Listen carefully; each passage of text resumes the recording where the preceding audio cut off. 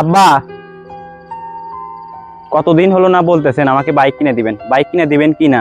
আমার সব বন্ধু বান্ধবেরই বাইক আছে, আমার শুধু বাইক নাই। বাইক তো চাস, তোর বাপের সামর্থ্য তো থাকতে হবে। আমার যদি সামর্থ্য থাকতো তোকে তো কবে বাইক কিনে দিতাম। সামর্থ্য থাকবে কিভাবে? আপনিই তো খান আপনার বাপেরটা। বেদব ছেলে বাবার সাথে কিভাবে কথা বলতে হয় জানোস না? মুখে মুখে তর্ক করো, যা এখান থেকে যা। আরে আর থাকবো না, থাকে চলে গেলাম।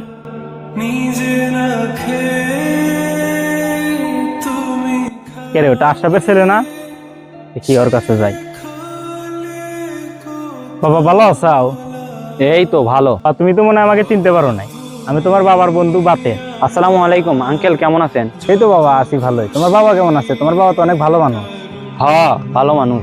তুমি হয়তো জানো না, তোমার বাবার কারণে আজকে আমি প্রতিষ্ঠিত। এই চাকরিটা ছিল তোমার বাবার, তোমার বাবা না করে তোমার বাবার চাকরিটা আমাকে দিয়ে দিয়েছে। মানে?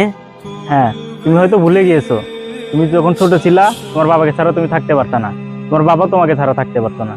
তাই তিনি নিজে চাকরিতে বিদেশে না গিয়ে তার চাকরিটা ছেড়ে দেয় এবং আমাকে বিদেশে পাঠা দেয়। তাই আজ আমি এত প্রতিষ্ঠিত। আলমাস ভাই, আসলে আপনাকে একটা দরকারে ফোন দিয়েছিলাম। সেটা হচ্ছে, আমার ছেলেটা তো বাইকের জন্য খুব পাগলামি করতেছে। ও ঠিক মতো খাওয়া দাওয়া করতেছে না, ঠিক মতো ঘুমাইতেছে না। আসলে ছেলেটার শখেরও তো একটা ব্যাপার স্যাপার আছে। সব বন্ধু বান্ধব বাইক চালায়, সবাই বাইক নিয়ে ঘোরে, ওরও তো মন চায়।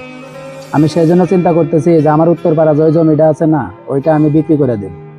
তো আপনার কাছে আমি বিক্রি করতে চাচ্ছি, তাইলে আপনি টাকা নিয়ে বিকেলে আমার সাথে দেখা করেন।